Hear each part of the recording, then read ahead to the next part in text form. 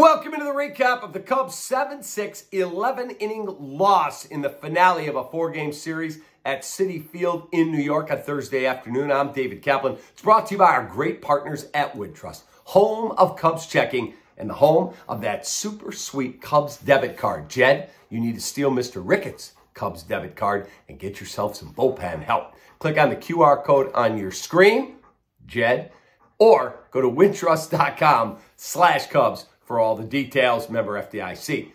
Folks, that's a ball game you should have won on a number of levels. Ben Brown got the start, took a no-hitter into the 5th. Velocity was electric.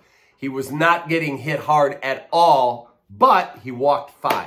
Got to cut the walks down. This whole staff, top to bottom, too many freaking walks in big spots. They come back to score. Cubs had a 1-0 lead after a Pete Armstrong RBI. Then they get 3 more. Christopher Morel way up and way out. 3-run bomb off Adrian Hauser, the former Brewer. 4-0 ballgame. The way Brown's throwing, I'm thinking, bam, coming home with a victory. Not to be, because Brown walked some guys, gave up a hit, and the next thing you know, it's 4-2. They take him out. They go to Keegan Thompson. He settles it down that inning, but the next inning, here comes Lindor, who he had to leave the game with flu-like symptoms yesterday. He couldn't start today. But all of a sudden, there's men on base. I'm here for you. Yeah, what do you want for $342 million? You want a guy to play every day? Into the right field corner, 2-run score. It's a tie ball game. Cubs come back, and it ends up becoming a 5-5 game going to extra innings. And let me give you guys a clue for your scouting report. There's a guy named Starling Marte. He's played for the Pirates. He's played for the Diamondbacks. He plays right field for the Mets. The guy's got the best arm in the National League. Maybe the best arm in all of baseball. Put on your scouting report right at the top. Do not run against him. Christopher Morel on 3rd in the 10th. Shallow fly ball. We're going to take a shot. Bam. Out by a freaking country mile. Bottom of the 10th, Palencia comes in. He blows away Beatty to end the inning with men on at 1:01. Go to the 11th. Nick Madrigal delivers a hit. Brings home the mystery, the ghost runner. It's 6-5 Cubs. Now Tauchman rolls one through the right side. Here comes Madrigal. He runs pretty well.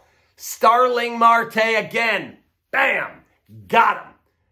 Now we go to the bottom of the 11th. Palencia is still in, and people tweeting at me, why is he still in there? Who do you want to use? A starter?